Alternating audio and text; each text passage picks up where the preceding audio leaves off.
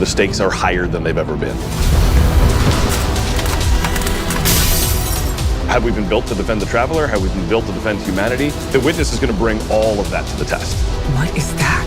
How would we react if we were facing extinction? And how are we going to stand together to overcome this? You know what must be done. We were created for this moment, to deal with this conflict, to solve for this enemy. What the hell happens when evil finally arrives and confronts the Traveler?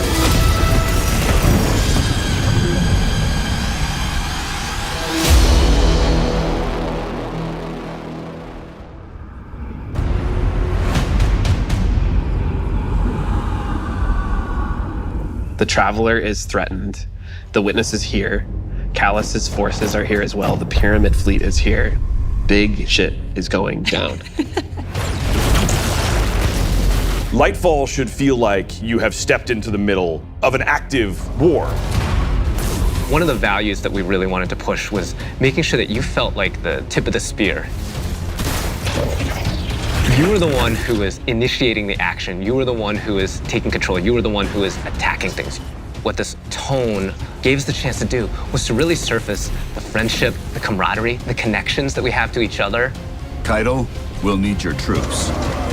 If the end of the universe is coming, what do we have left other than each other? Keep the enemy away from the Traveler at all cost. There's a pretty big, serious threat that is happening to the solar system, so we really wanted to bring that gravity and that weight into the story. Got it! In a major way, what we're doing right now is we're both setting up the finale for the Light and Darkness saga. We're pulling the Witness into the frame for the first time. The big question has been, what does it want with the Traveler? What will happen when it finds it? And in Lightfall, it does find it. I feel like the Witness is so drastically different from any other antagonist that we've had in Destiny in the past. You know, a lot of our Destiny antagonists are like kind of over the top and theatrical in their own way. And then we have the Witness, who's just so reserved. It's all about control with the Witness. The Witness is here to finish what the collapse started. Now, there's Callus, always been power hungry, in it for himself. He's now signed on as one of the Witness's disciples. We're seeing Callus go through a transformation and emerge as something new. My semblance matches my inner beauty. The odds are stacked against you. The Witness has arrived. We got Callus. Everything's under attack. How do we deal with this? And then you find this thread. We knew we wanted to do another darkness power in Destiny. Are we gonna do what everyone thinks we're gonna do? Are we gonna make like poison? No. We're gonna do something that you'd only find in Destiny. We're gonna go talk about this thing called Strand, and it's the web of life. What does it mean to have a cosmic web that's connecting everything around you? How do you actually make that like an ability? How do you make that like a power? It's something that doesn't actually exist. You can't just point to fire, electricity, or ice. Coming up with the idea of the strings, the strands lighting up the world, I think that was when everything kind of started to come together. Strand is unlike any of the powers that we've gotten before. We didn't get it from the Traveler, we didn't get it from the Pyramids. It is a power that we find is unlocked within us as Guardians. When you pull on that thread and you start manipulating that web, you can do some really powerful things. We have some exciting player class fantasies coming up with Strand that we're introducing. So we have the Hunter Threadrunner, which is going to introduce this threaded spike. The Hunter Super Silk Strike, it's this kind of rope dart. You're constantly moving, constantly attacking. It feels fluid. It has an amazing style to it. It's just something we've never seen in Destiny before. And then there's the Titan Berserker, and the name is pretty fitting. The Titan Super is Blade Fury, where you weave these giant blades onto your hands. You have a melee attack that you can kind of combo indefinitely, and then you have your heavy attack, which sends out these suspending waves. And then there's the Warlock Broodweaver, the mastermind of the minions that we call the Threadlings. The Warlock, Broodweaver, super is Needlestorm. You create 3 sources of power, and then those then get launched out, and then those fly through the air. When they hit an enemy, they'll explode. When they hit the ground, they will then charge up and then turn into threadlings.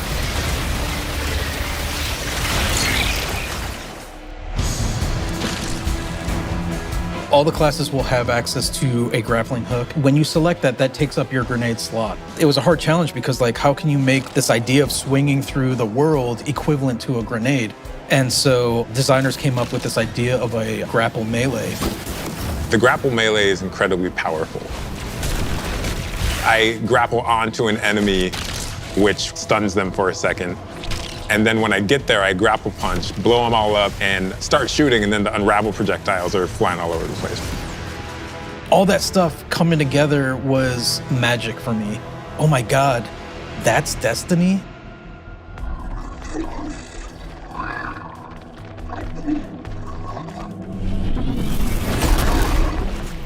Neomuna has existed for hundreds of years. It branched off from Earth during our collapse and shut off any communication. So they've been secretly existing on Neptune for a very long time and keeping themselves safe. It was amazing to see how the concept artist made all of this beautiful art feel really fresh and new, but also a part of the Destiny universe. When you think about how to design Neomuna, like what's the architecture like? We're thinking of a lot of aerodynamic things, fins and sailboats. That informs us sort of the architectural form language that kind of looks unlike anything we've ever seen before. The high winds, strong pressure. We have that beach area where we show the sand is made out of diamonds. The whole terrain is following up into the beginning of the city. The color, the graphic design, the vibrancy, and yeah, there's some mysteries in there. The cool thing about Neomuna is that it's like this big neon-soaked city, but it has quite a spectrum of different environments. I think my favorite absolutely is the Thrillodrome. It is an arcade lost sector, and I think we can relate to spending our days in a sticky arcade playing games with our buddies. I'm also so excited for people to see the puka pond with all of the pukas that have been like such a mystery since Beyond Light. And then on the other side of the city is Callus's ship.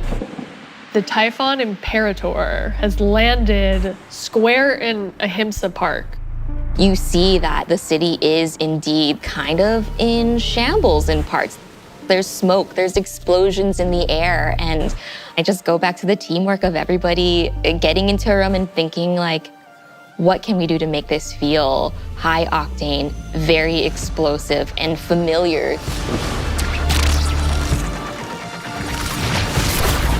This is a city that needs the Guardians' help and needs their protection, and Callus is gonna do his level best to destroy it, and we're not gonna let them, and neither are the Cloud Striders. There's a lot new about Lightfall. We have this new location, and it has these new personalities that come along with it. They're defenders of this city, and they have new perspectives that we really haven't seen in characters in Destiny, and that's taking the form of the Cloud Striders, Nimbus and Rohan. I understand what's at stake, Lightbearer. Far better than you. Rohan is the grizzled old veteran who's too old for this shit. And Nimbus is the young rookie. Nimbus is learning on the job. Nimbus was definitely a favorite of ours to animate. They're so boisterous and fun-loving and a little smug, but super confident in their abilities. The Cloud Striders, bottom line, are cool. Nimbus, on your stakes!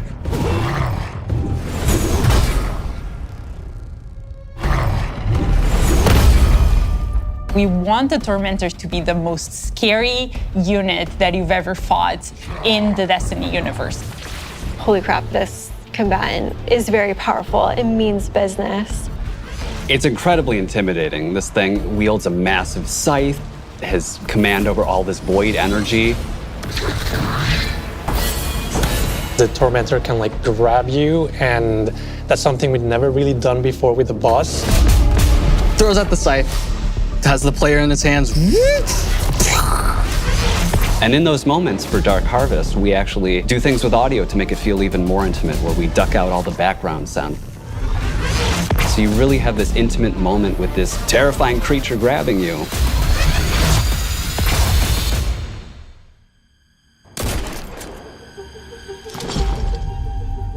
Lightfall and Season of Defiance are two sides of the Destiny coin.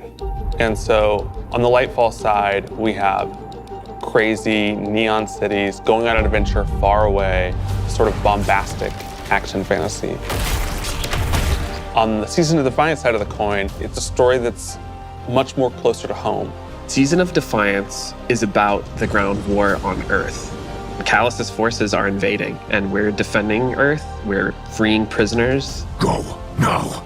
We're trying to protect the last city, but much more directly and under much more threat than we have seen in a long time. You're working with Petra, you're working with Devram, you're working with all these people that you know that are close to home and that are battling for the real thing you're trying to save.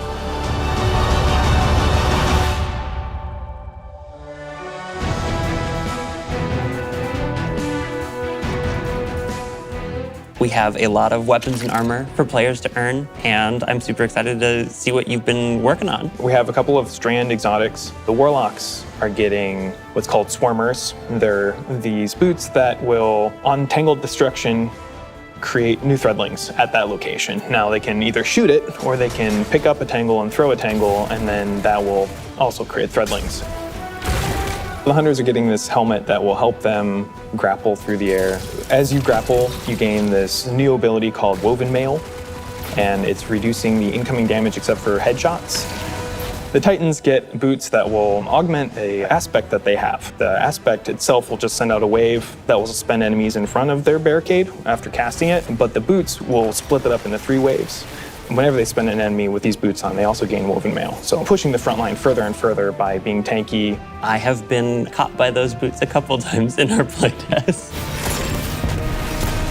We have this incredibly cool heavy metal machine gun that fires according to its own rhythm, where it gets alternate effects every 4th bullet, and then every 16th bullet, it gets even more added to it. So we have this pistol that will use advanced technology to find your enemies. And so suddenly you're not worrying about aiming, you're really worrying about surviving during the lock-on time. And it opens you up to consider your movement more than your aiming. Being able to lock on to multiple guys in your field of vision and then just obliterate all of them was, I think, a moment where I kind of went, whoa.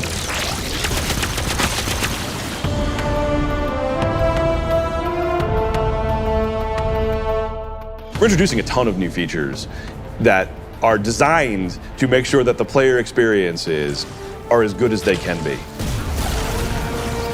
I think one of the things we're most excited about are loadouts and what we're calling build crafting 2.0, which is the system of both, hey, let's make it more understandable to how you make a build, and then let's allow you to save that build and quickly swap between them.